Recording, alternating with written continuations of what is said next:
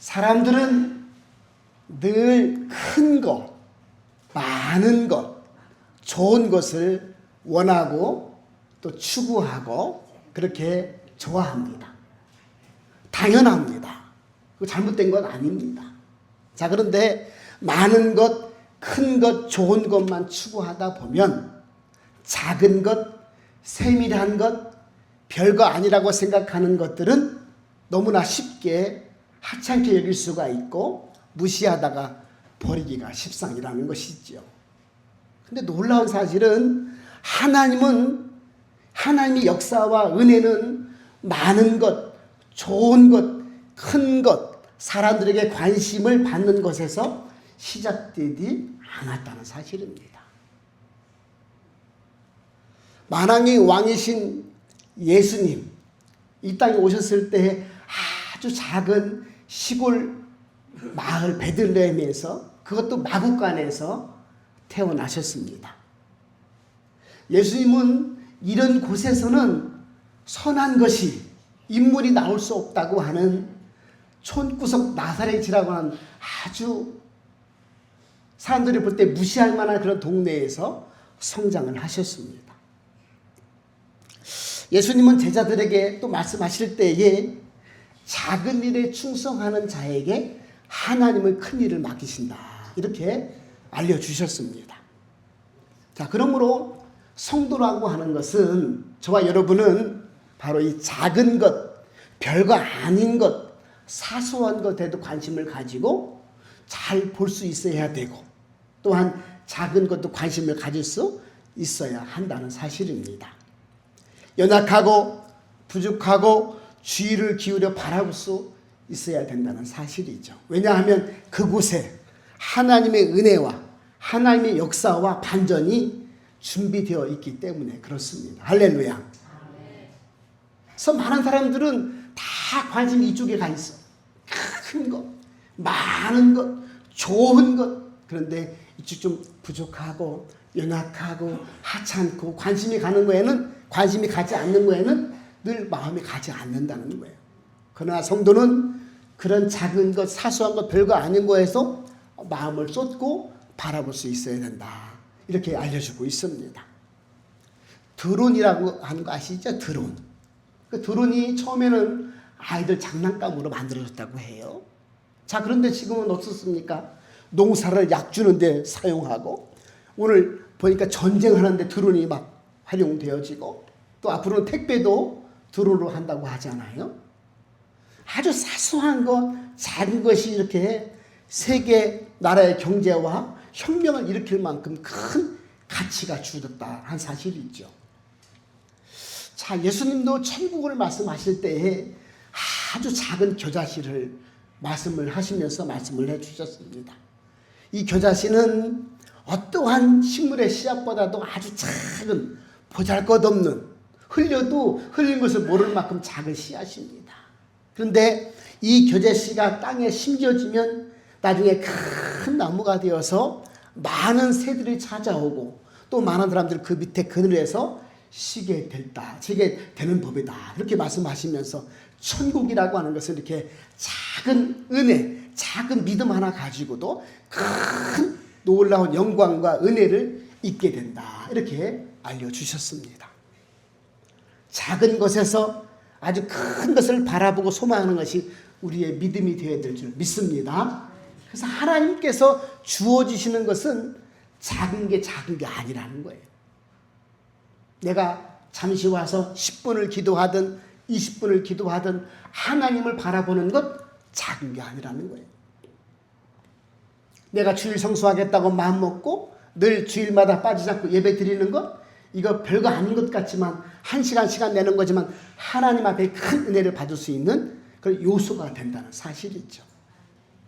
인간관계에서도 아주 작은 것, 별거 아닌 것, 사소한 것 때문에 격차가 많이 벌어지는 경우가 많습니다.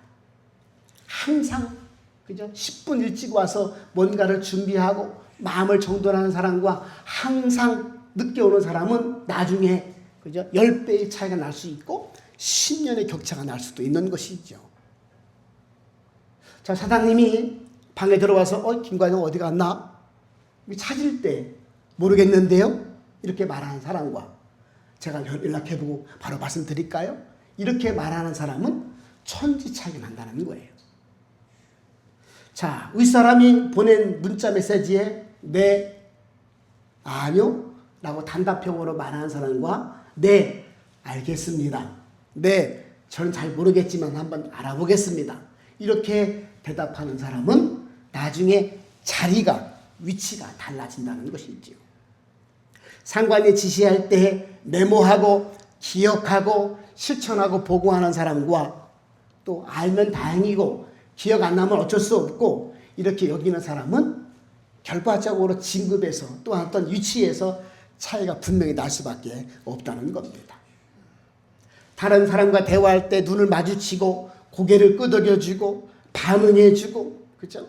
그런 사람과 또 대화할 때 그냥 흘려듣는 사람하고는 격차가 그죠? 어떤 관계가 차이가 많이 날 수밖에 없다는 겁니다. 작은 일에도 소중하게 여기고 사소한 일에도 관심과 감사를 가지는 사람은 많은 인적 자원, 좋은 인맥을 만들 수 있다는 사실이죠. 자, 그래서 작은 것, 사소한 것이지만 큰 결실과 은혜가 주어진다는 사실을 우리가 성도니까 알고 그렇게 행해야 될 줄 믿습니다.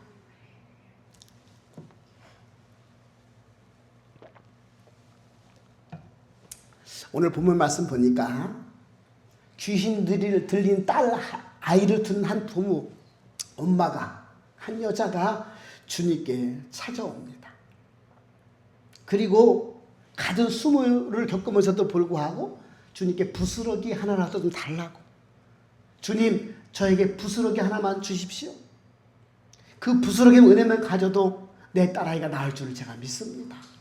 하고 작은 것, 사소한 것을 요구합니다.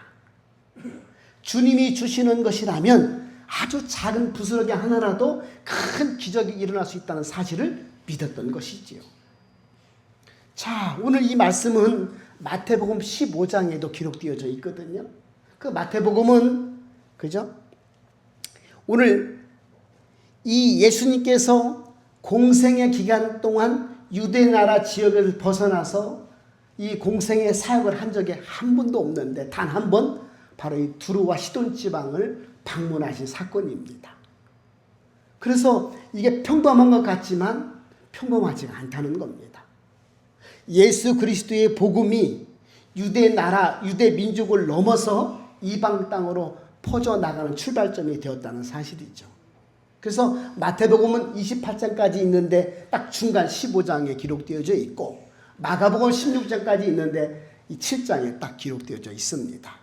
복음서 중에서도 가장 핵심이 되는 내용이고 중요한 내용이라서 중심에 딱 기록을 하고 있는 것이 있지요.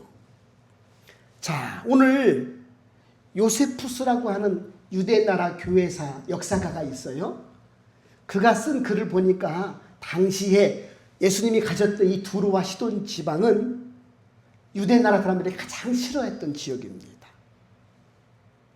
그곳은 영적으로 많이 타락해 있었고, 그죠? 문물과 또 어떤 무역과 상업이 발달한 지역이었지만 우상 숭배가 만연했던 지역입니다.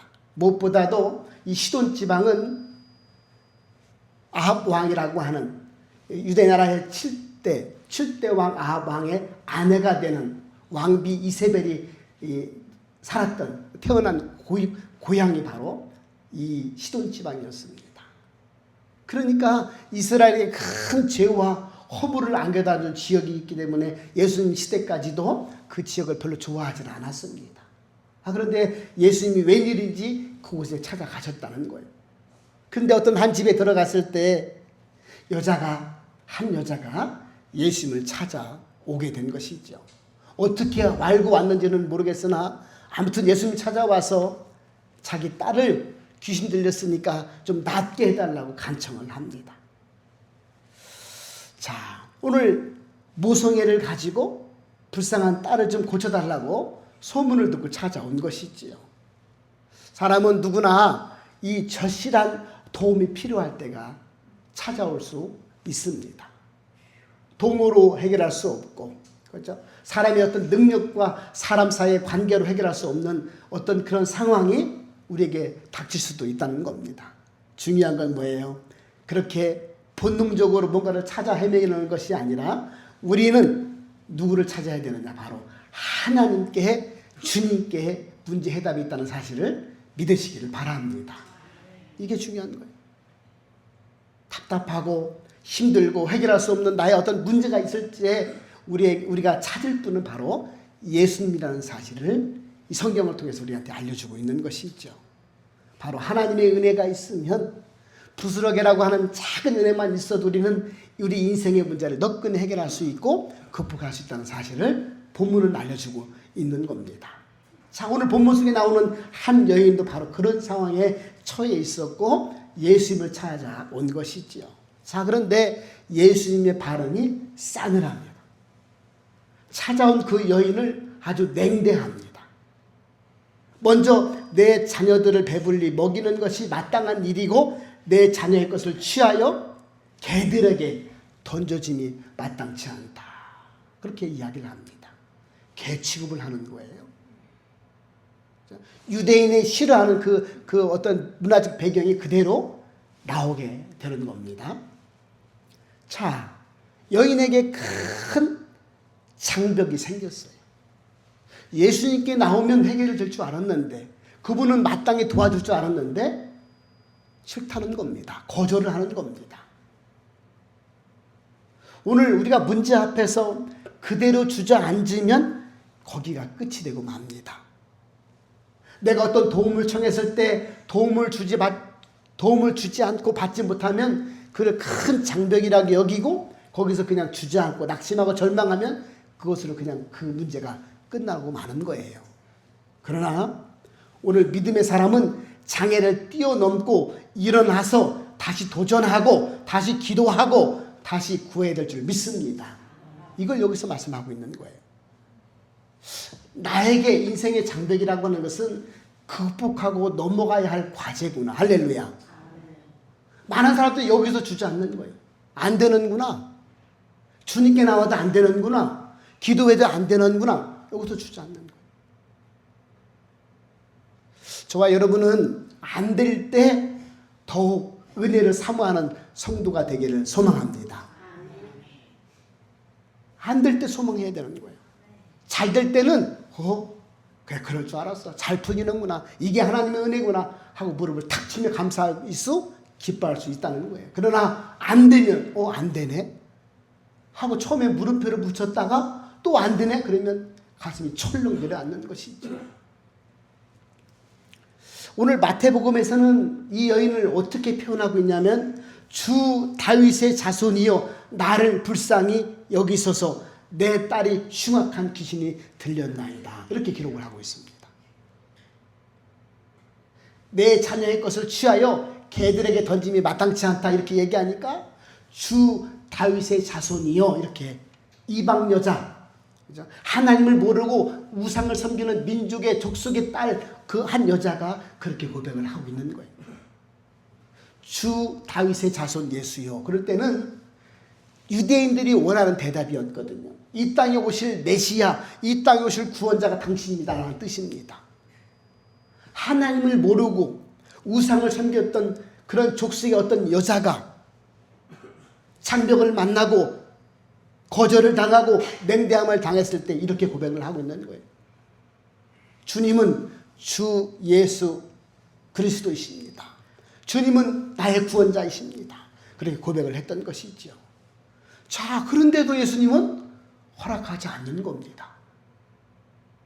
이런 경우가 없었거든요. 유대인들에게 수많은 병자를 고칠 때 내 믿음이 너를 구원하였느니라 이렇게 대답을 했는데 오늘 이방 여자를 만났을 때는 그럼에도 불구하고 그 믿음 모시고 구원해 주셔야 되는데 다시 거절을 합니다. 오히려 개 취급을 하면서 면박을 주는 것이거든요. 자, 이 참담합니다. 장벽을 넘어서 다시 한번 용기를 내서 부르짖었는데 또 다른 큰 장벽을 치고 말았습니다. 분명히 좌절하고 낙심하고 절망될 수밖에 없는 현실 속에 놓인 것이지요.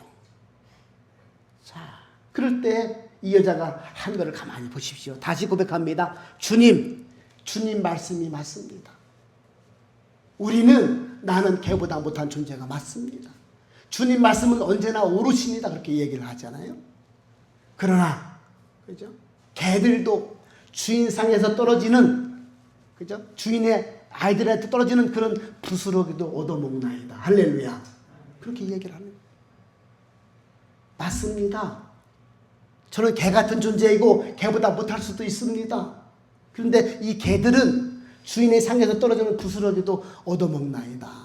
그러니 부스러기 은혜 하나라도 저한테 허락해 주옵소서. 이렇게 다시 한번 요구를 하는 것이지요. 원래 이 개라고 하는 것은 우리도 별로 좋지 않게 생각하잖아요. 앞에 무슨 단어 할 때 개자가 붙으면. 근데 이 여자는 그걸 인정하는 거예요. 자, 오늘 우리 신앙에 있어서, 우리 믿음에 있어서 어떠한 정벽을 만나고 어떠한 답답함이 해결되지 않더라도 우리는 계속해서 주님께, 그죠? 믿음을 고백하고 은혜를 사모하는 신앙과 구함이 있어야 될 줄 믿습니다. 이게 중요하다는 거예요.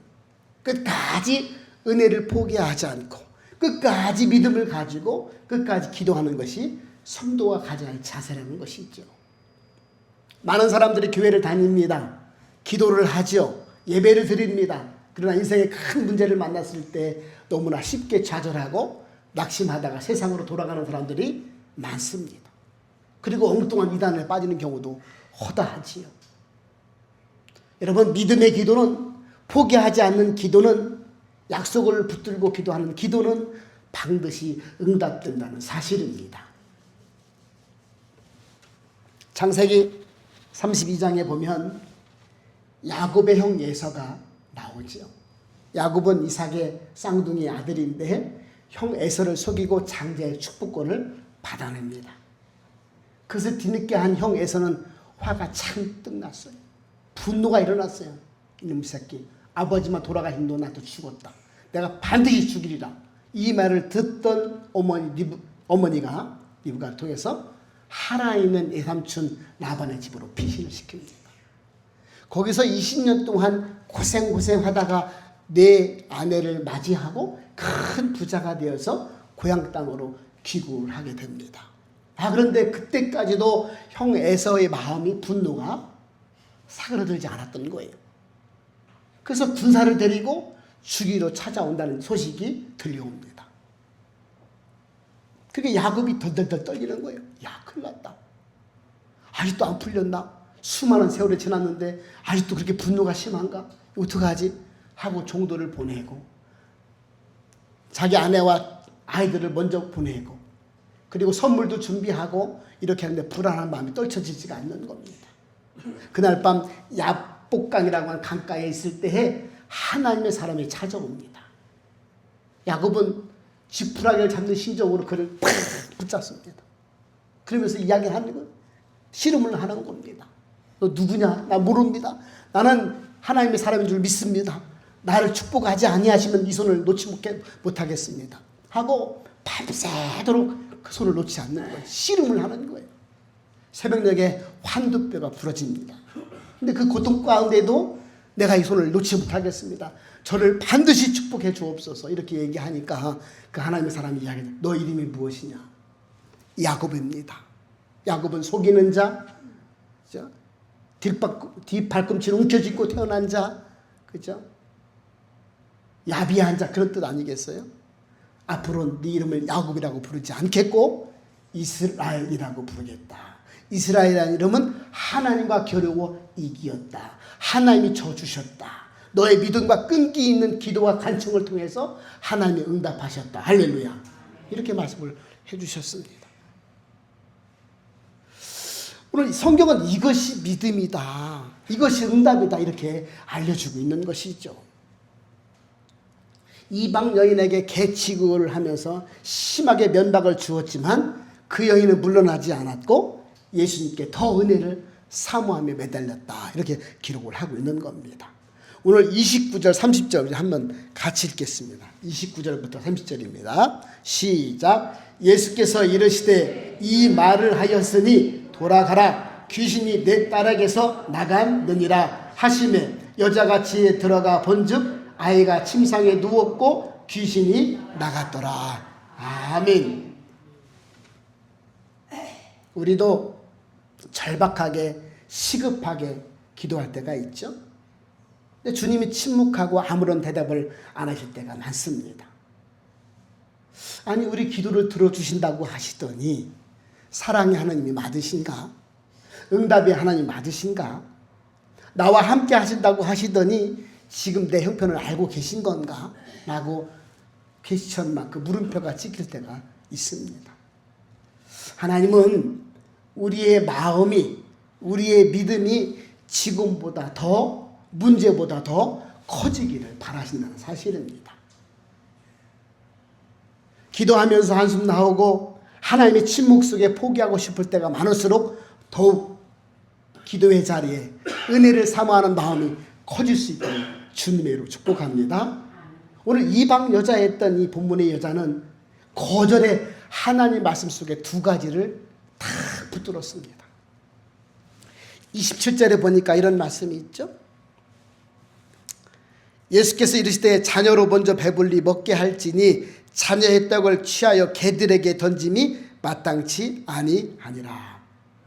오늘 이 여자는 예수님이 거절하는 대답 속에서 두 가지를 붙들었어요. 첫 번째는 바로 먼저라고 하는 단어였습니다. 먼저. 내 자녀의 떡을 취하여 개들에게 던짐이 마땅치 아니하다. 이런 얘기 속에서 먼저. 그래, 예수님께서 자기 백성, 자기 자녀가 먼저 먹여야 된다고 말씀하셨으니 다음은 내 차례가 될 수 있겠구나. 먼저라고 하는 단어를 붙들어서 다음은 내가 될 수 있겠구나라고 하는 믿음을 붙들었다는 거예요. 할렐루야. 여러분, 내 인생에 힘든 문제와 고난이 찾아올 때 그 다음은 축복이 임할 수 있다는 사실을 붙들 수 있기를 주님의 이름으로 축복합니다. 어둠이 짙을수록 밤이 깊을수록 새벽이 가까운다는 세상 말도 있잖아요.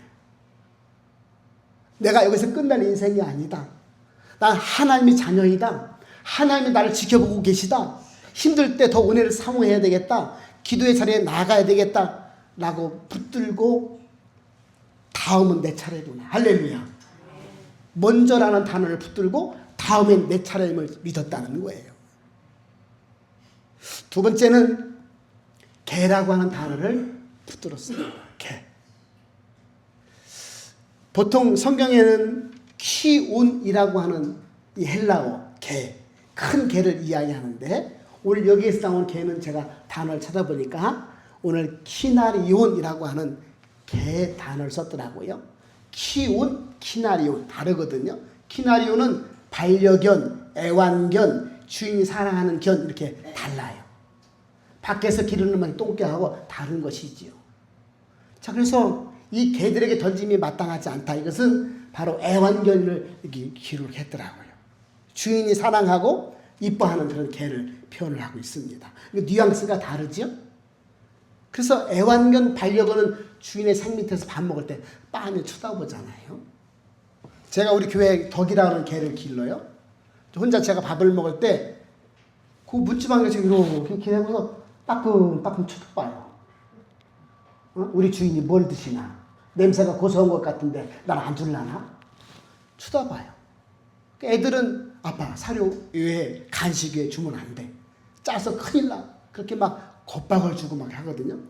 나를 혼자 다루고 있으니까 전화로 알았어 걱정하지 마 하고 우리 덕이를 보면서 빠끔빠끔 쳐다보면 그거 안쓰럽잖아요. 애완견인데 반려견인데 물에 헹궈가지고 나 하나 먹고 지 하나 먹고 이렇게 주거든요. 야, 이게 안 줄 수가 없어요. 이쁘잖아요. 오늘 이 단어가 거기에 써있는 거예요. 주인을 사랑스럽게 보러보는 개. 그 어떤 데는 제가 그런다니까요. 야, 덕이만큼 주인한테 꼬리치고 이뻐하면, 그죠? 주인을 사랑하면 얘 복을 받을 수밖에 없는 것처럼 내가 하나님께 이렇게 언제든지 하나님을 반겨드리고 하나님을 기뻐하고 하나님을 좋아하면 하나님께서 이렇게 나를 축복할 수밖에 없겠구나. 할렐루야. 나는 이거 개한테도 배운다니까요. 자, 오늘 이 여인이 그 개라고 하는 애완견이라고 단어를 붙들었다는 거예요. 그래, 내가 빤히 쳐다보고 내가 사모하고 내가 기뻐하고 즐거워하면서 그렇게 은혜를 사모하면 나한테 주시겠구나. 할렐루야. 그거를 들었다는 거예요. 마음을 붙들었다는 거예요. 먼저 자녀들의 것을 취하여 개들에게 줌이 마땅치 않다. 그래, 먼저라고 했으니 다음은 내 차례겠구나. 개와 애완견, 반려견을 얘기했으니 반려견도 주인의 상을 쳐다보면 뭔가 좀 얻어먹을 수 있겠구나. 주님 말씀이 옳습니다. 주님 말씀이 맞습니다. 그러나 개들도, 그죠? 아이들이 흘리는 부스러기도 얻어먹나이다. 그렇게 고백을 하잖아요.